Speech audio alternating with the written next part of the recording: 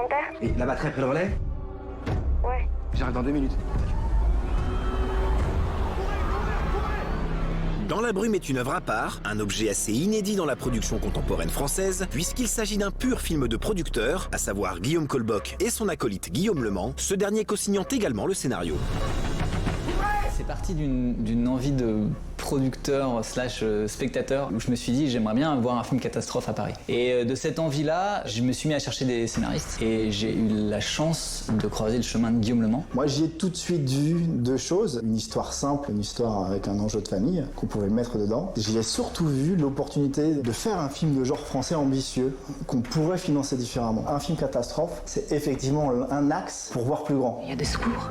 Non, j'ai rien vu. Moi au départ tout seul je m'étais dit bon bah c'est compliqué à financer ce genre de film donc je m'étais mis doucement dans la case malgré moi peut-être mais du film à 2-3 millions d'euros. Au final le film m'en coûte 11 millions et demi donc c'est relativement gros. Pour ce genre de film je pense que c'est gros. C'est un film français, c'est pas un film américain. Donc nos références vont dans certains endroits être ricaines, des films comme Le jour d'après où je suis une légende ou dans un autre registre mais j'ai beaucoup pensé et ça va faire très prétentieux mais La guerre des mondes. Même si aujourd'hui on a un budget conséquent pour un film de ce type là français mais nous on n'a pas les 200 millions de dollars pour faire ce cinéma-là. L'essence, c'est l'histoire des personnages. Cet attachement aux personnages fonctionne de pair avec l'obsession principale de Guillaume Lement, à savoir concevoir un film impliquant au maximum le public. Mais vu que vous sortez, vous pouvez aller voir Noé?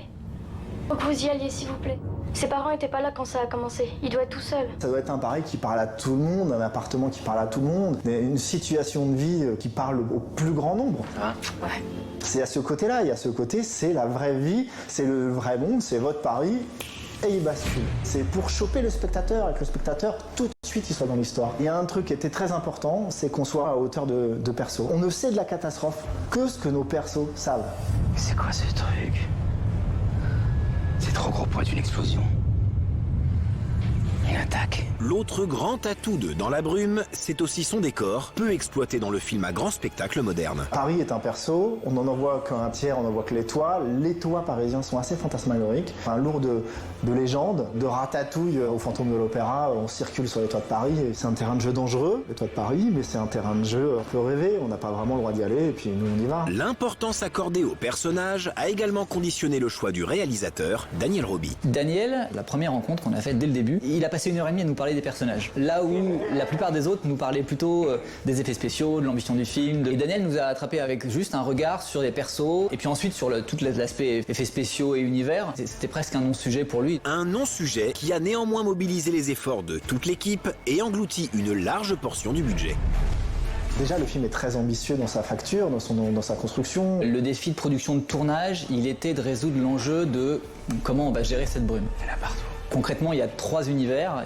On est au-dessus de la brume, on est en dessous de la brume, et puis on est à la frontière de la brume. Lorsqu'on est au-dessus de la brume, on a pris le choix de faire 100% de CGI, enfin d'effets spéciaux numériques. Dans la brume, on a un peu travaillé pour trouver la bonne technique. On a fait des premiers tests où on essayait d'enfumer des rues dans Paris. On s'est vite vu qu'il suffit qu'il y ait un coup de vent ou une température qui changeait pour que la brume parte dans tous les sens, c'était pas gérable. Donc on s'est dit, bon bah la solution, ça va être de construire des choses en studio. Un décor qui était gigantesque, on a construit 250 mètres linéaires de rue, on a rempli un hangar de 9 000 m² de fumée. Ce qui nous a permis en fait de maîtriser complètement l'univers de brume. Outre ses atouts pratiques, ce choix de tournage s'est révélé artistiquement très bénéfique au film. Tourner dans la brume, ça a été assez épique. D'abord, c'était drôle parce que tu rentrais sur le plateau et t'avais tout le monde avec des masques. Donc c'était visuellement dans un univers qui était assez bizarre. Ensuite, tu voyais pas à 10 mètres. Ça ralentit un peu le processus de fabrication. Et à la fois, ça nous met dans l'ambiance, quoi. C'est-à-dire que les comédiens, ils sont dedans. L'équipe, elle est dedans. On va pas rester là. On va pas rester là. Film catastrophe parisien, œuvre de producteur mettant l'écriture au cœur du projet, grand spectacle parfois sombre, voire anxiogène, dans la brume des broussailles des terres inexplorées de notre cinématographie. Tous les films sont des prototypes, c'est vrai, celui-là encore plus. Je pense que l'essence du cinéma, c'est d'être prototype. Et donc, dans tout ce que je développe et ce que j'aime produire, je vais chercher des prototypes. Après, je suis pas taré et je me rends compte qu'il y a un marché et il faut être pragmatique. On espère qu'on va avoir fait un film fait pour plaire au public. Ce que j'espère, c'est que ce film fera en sorte que les prochains films un peu prototypes et ambitieux trouveront des venues financement et qu'on pourra en faire un cinéma français un petit peu différent.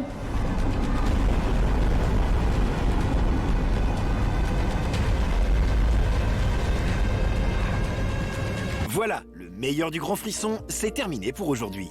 Mais on se retrouve dans une semaine pour un nouvel épisode Best of. I'm glad that you did.